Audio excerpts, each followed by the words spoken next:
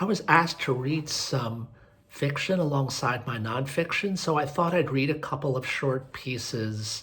I was thinking what would be appropriate to read during this time of stuckness, time of being inside, um, cut off from others. So these two came to mind. This is called The Longest Life in the World. She told herself it was the restaurants, boarded up with plywood after the storm surge. Or it was the kind of people who lived in town, loud, aggressive people whose music buzzed her furniture, which prompted her to coin a word so foul and ugly it made her consider punishing herself. She said it was the underlit streets. She said it was the long, long drive to work. She said it was the guys who idled their engines along the curb outside her house, eyes fixed to the neighbor's second-story windows, as if drugs or breasts were to be found up there. She said it was her bowel movements, which had started to have a leafy scent, or the vegetable taste of the water. She thought that too. She said it was because no one ever talked to her, which was the story of all 6 towns she'd lived in over these past 2 years. In the longest 2 years of her life, in the longest life in the world. She set the alarm, locked both locks on the front door, walked to the car. Snow coated the ground. The car was a cabin, a cave. The windshield was fogged up from inside. She steered away from the curb, not even bothering to rub the fog with her fist. She turned on the defroster. Air wheezed from a slot in the dashboard. Or was that down by her feet? The car crawled through the slush. She stopped approximately 10 feet from where she thought the stop sign might be. She still couldn't see. She passed the house with the X's taped over the windows, the bowling alley with the siding torn off. The side windows were clear, but straight ahead, she might have been driving through a tidal wave. Her tires skidded. She stopped where she remembered cars parked at an angle, where, in better weather, kids hung out in the porches laughing and smoking, hunching into their jackets. That's when the police car passed by. She imagined it slowing, hanging back, the cop inside looking to catch someone. Surely he'd think she was up to no good, parked outside a rooming house at 4:30 on a winter afternoon, a half hour before dark. She drove forward again. The defroster roared, but the breeze of it did nothing for the car. She cranked the window. The air was so cold. She put more pressure into the accelerator, picking up speed now just so the police wouldn't wonder why she was driving so slow. Somehow she made it to the business district. She wiped her hand over the glass. Again and again, she worked the glass while the car crept ahead. She knew there to be parking spaces behind the restaurants. She swerved right, panting. She flexed her foot on the brake. She thought she'd stay put for a while until a wail filled the air. A car alarm? A siren? For her? Well, there was no one else in sight. She needed aspirin, a stick of gum.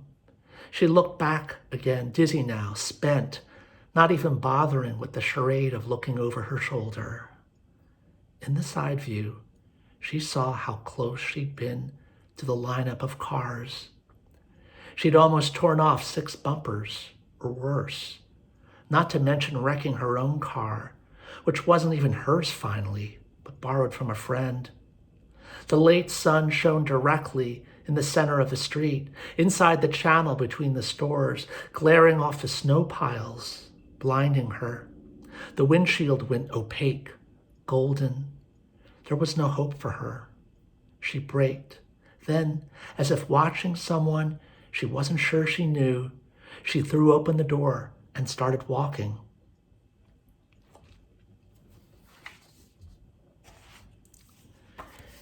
And this second one is from my book, Unbuilt Projects, and all you need to know is the title, which is The boy and his mother are stuck, which comes with an exclamation point.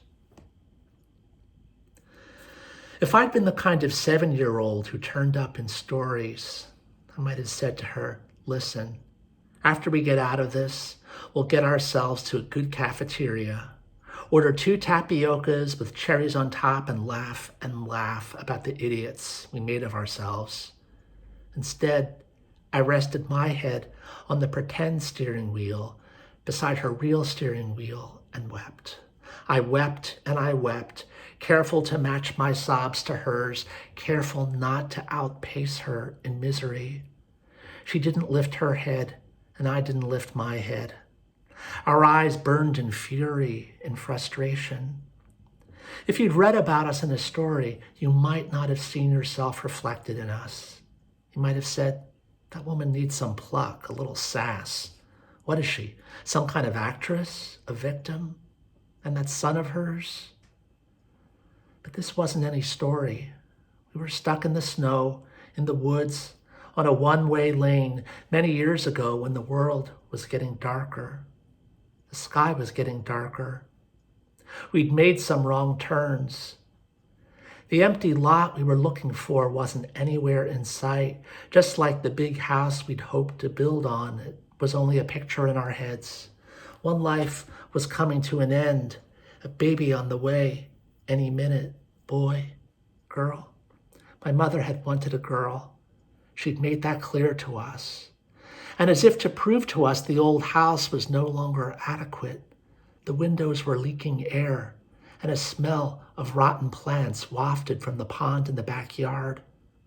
Would I miss the old house? Not if she didn't.